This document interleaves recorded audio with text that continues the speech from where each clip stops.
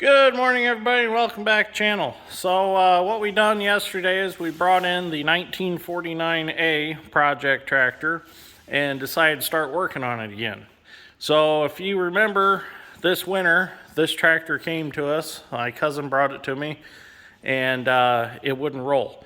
So we brought it in the shop, we drained all the fluids out, we let it set overnight, all the ice thawed out of it because it had a lot of water in the transmission causing it not to roll.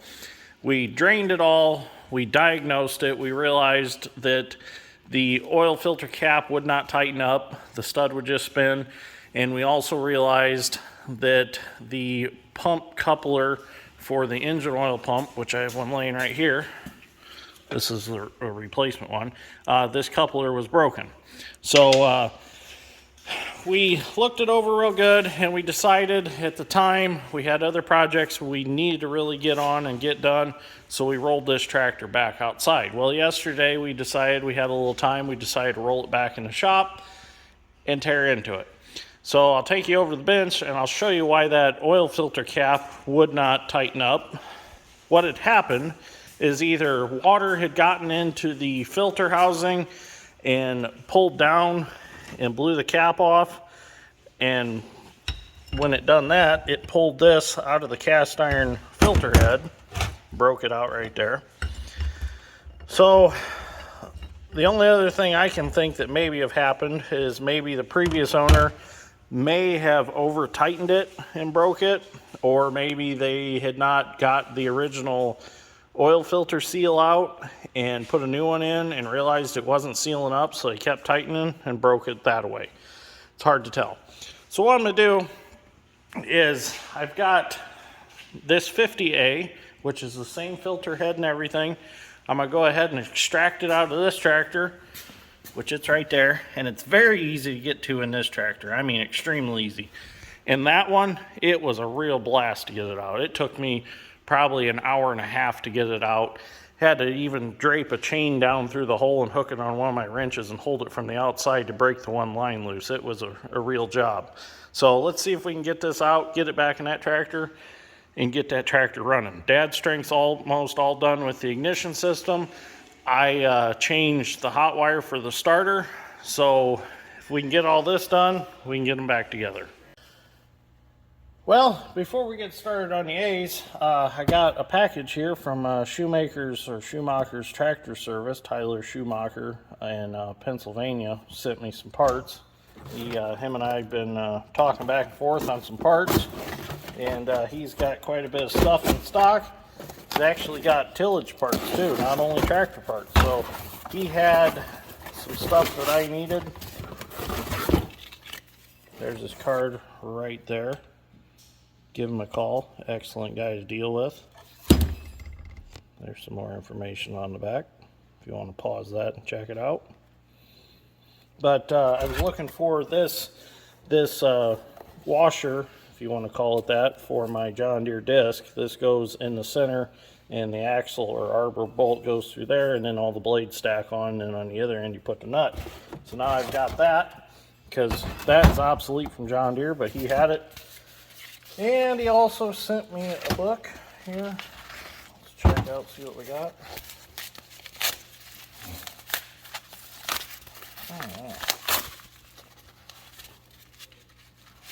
Oh yeah. John Deere number 77 tractor plows. Looks like the mice got a hold of it a little bit, but that's okay. Or maybe somebody held it that much over the years and wore it out. Who knows? Good book, a lot of information. I like to collect these old literatures on plows and tractors and things like that. I really enjoy looking through them, and you can get a lot of knowledge from these old books. Okay, let's get back on the tractors. Thank you, Tyler, for getting these sent in a timely manner. I really appreciate it. Now I can get my disc back together, and Sausage can pull it on plow day. If we have plow day, because of all the rain we're having. We'll see what happens. Okay, so I got all the lines removed off the filter head. The one that runs up to this side main bearing for the crankshaft, I went ahead and took that one completely out. So now what I'm going to do is I'm going to go up through the bottom of the filter housing And there's 3 bolts that hold this filter head in. I'm going to go ahead and take the impact, buzz them out real quick, and we should be able to pick that filter head up and out of there, which is really easy because there's no rod above it right now, and the block's not protruding into the hole of the crankcase. So it should come out real easy. Putting it back in is not going to be very much fun. So we'll figure that out as we go. Well, I kind of forgot, before we take the 3 bolts out for that filter head, we had to get this piece out of there, which here's the piece that shoves up in. Your filter slides over this. This caps the end of your filter. So in the book, it shows, this has 2 holes in it, one on each side. It shows in the book to take a piece of wire, like so, with hooks on it, put that in them 2 holes and jerk that out. Well, Dad Strength and I tried and tried. Maybe we don't have tough enough wire. This is just some filler rod for TIG welding. So what we done was, I took an extension here and I shoved in the end of this, just like so, and I worked it back and forth a couple times, fell right out of there.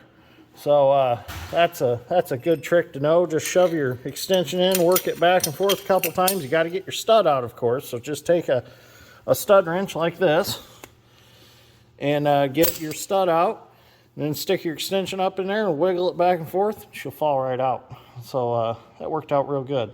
So now I can go ahead and take the 3 bolts out and remove that filter head. Now to get these bolts out, they're just 1/2 inch. We're going to go up in the hole here with a extension and an impact. They're not extremely tight.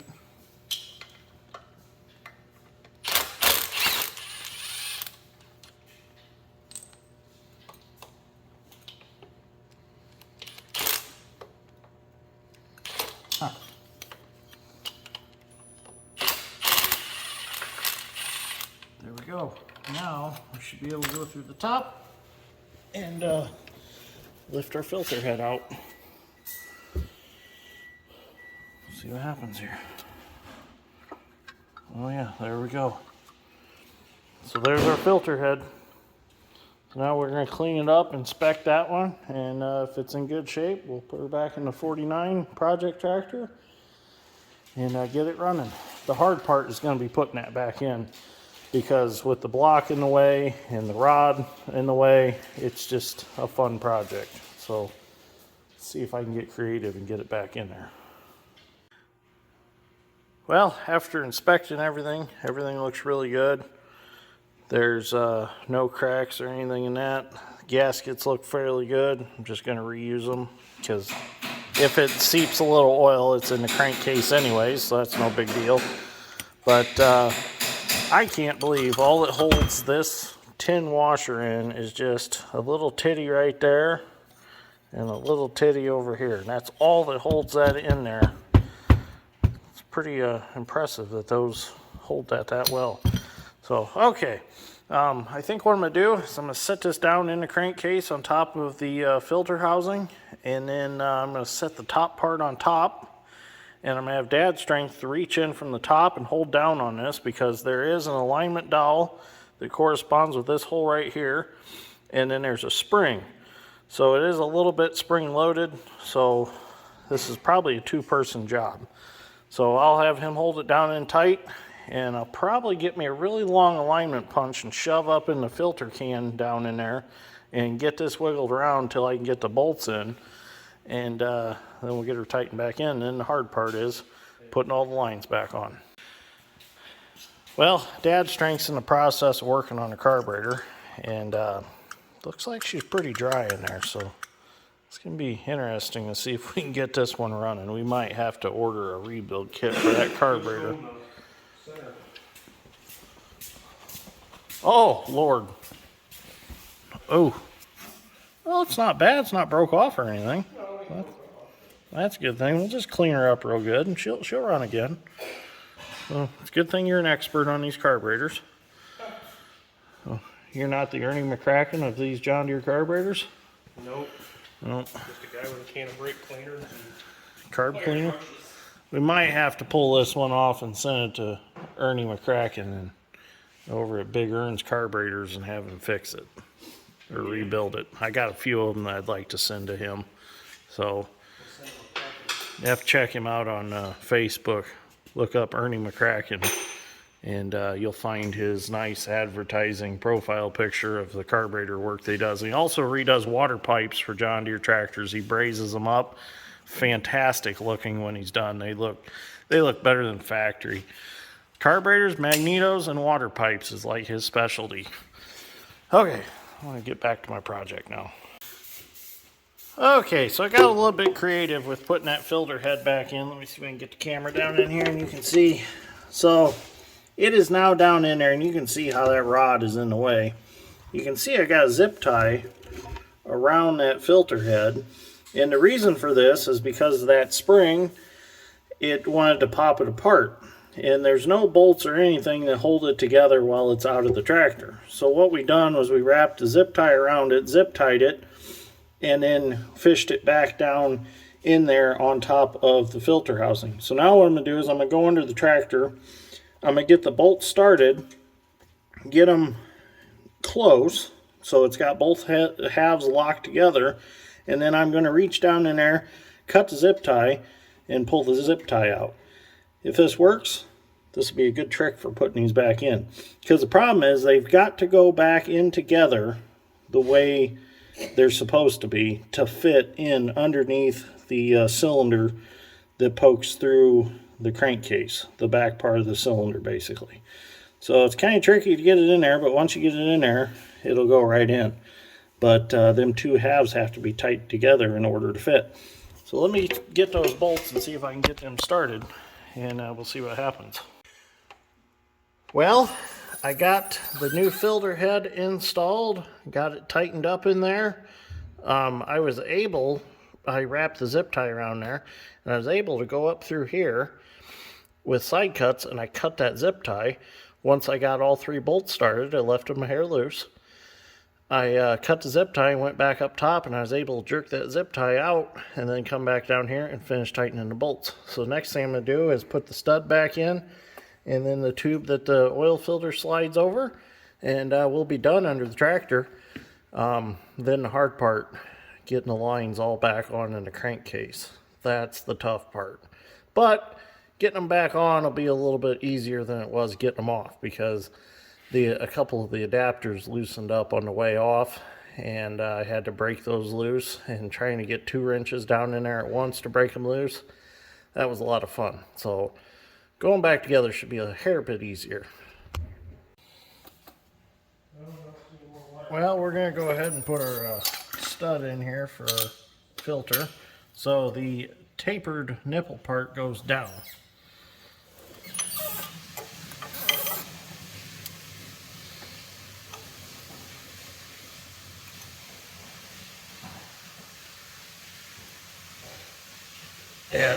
Dad's strength's working on the float for the carburetor. He found a hole in it. So I'll take our stud wrench here, and we're going to go ahead and snug her up a little bit.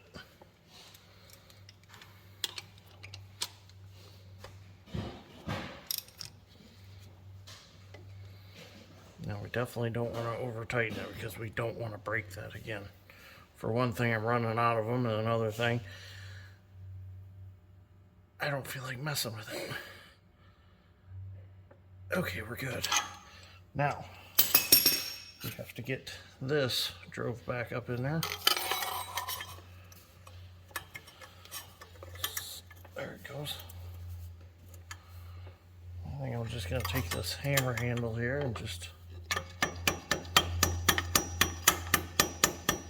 tap her back up in there.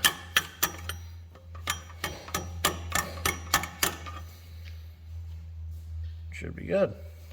I think we're good.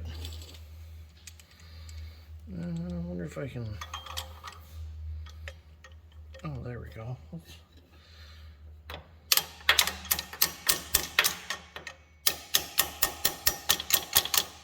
There we go.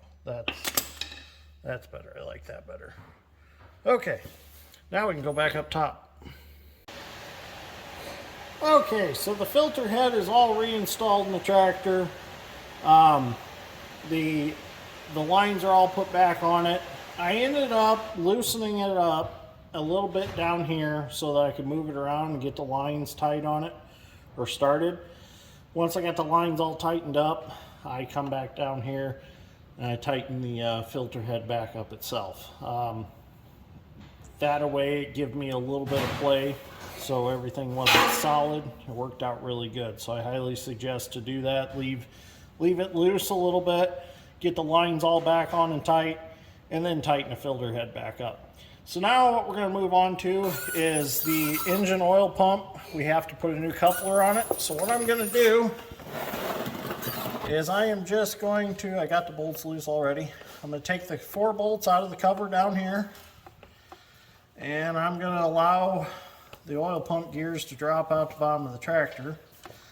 And by doing so, it will drop the shaft down, and we will be able to put our new coupler on top of the shaft, and then we'll shove it back up into the drive that drives it off the camshaft.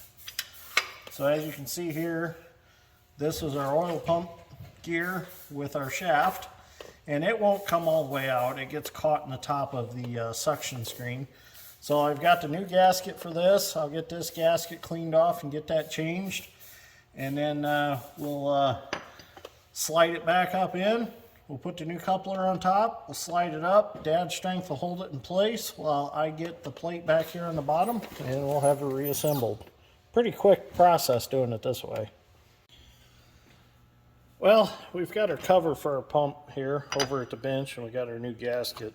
So what I'm going to do is, since there's going to be a lot of stuff to hold up, I'm going to take a little bit of this Permatex high-tech gasket sealer, and I'm actually going to put a little on this gasket to make it a little tacky so it stays in place. And you can actually see kind of etching marks where the oil pump actually sits on here, so you don't really want to get too much of this on that, but this will just hold this gasket in place a little bit for us and make less stuff to hang on to.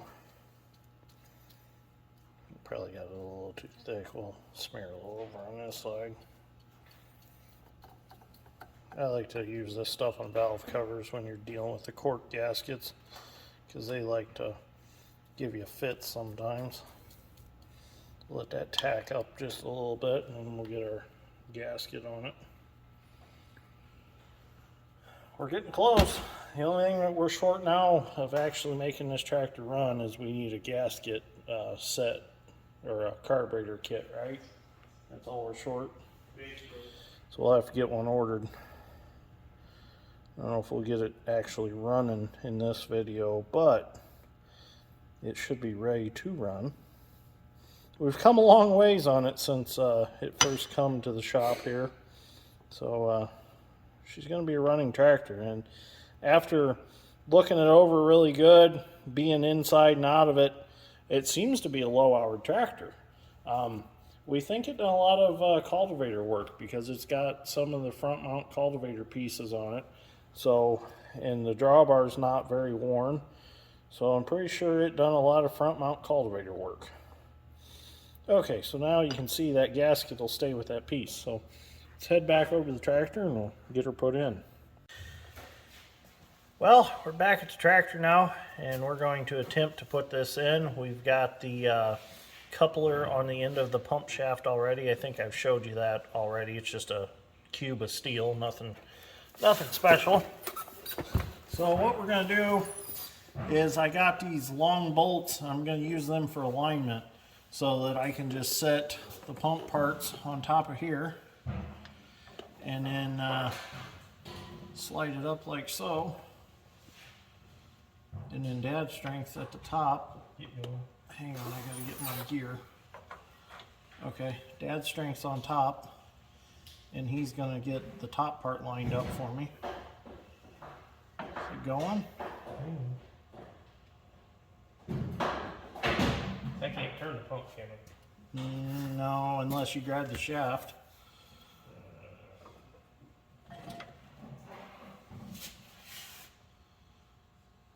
You keep turning the tractor over, it should turn the cam.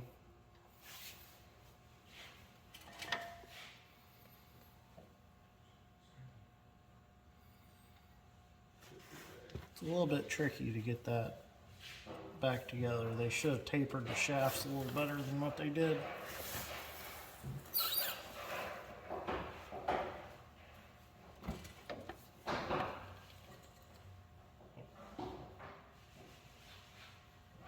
Still nothing? No, it's just not easy to turn it and feel it at the same time. Well, you know what we could do? Yeah, let me do this. I'm gonna drop this back down. I'm gonna have to try it this way. It's just not gonna cooperate. What are you trying? So I can turn it down here. There it goes. Okay, now I got it. Can you hold that shaft up? Yep. Okay. Well, just let me do this. Okay, so this isn't working exactly like I wanted it to, but it'll work. Might need to turn it a little bit. Can you get pressure? There it goes. Yep, I got pressure on it. I can let go. Yeah, no, keep your fingers on it. Okay, there we go. The nice thing about them alignment studs is that it's holding the plate where I need it, so I don't have to try to fumble around getting the holes lined up. So they're more beneficial anyways. We good now? Yeah, you can let go. Okay, get my hand out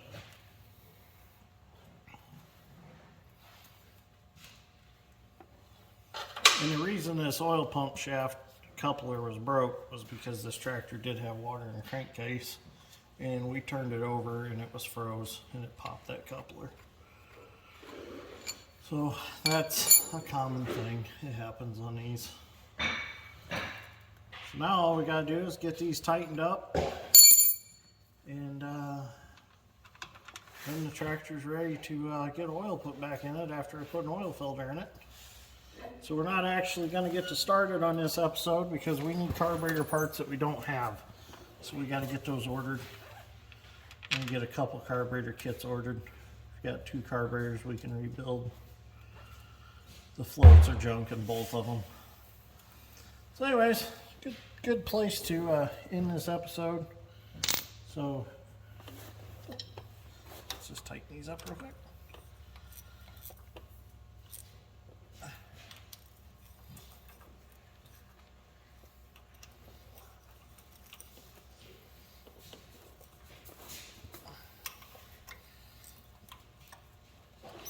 Okay, oil pump is back together officially. So anyways, if you enjoyed this episode of Dirt Rain Steel, give me a like. I greatly appreciate it. And we will see you all in the next one. Thank you for watching.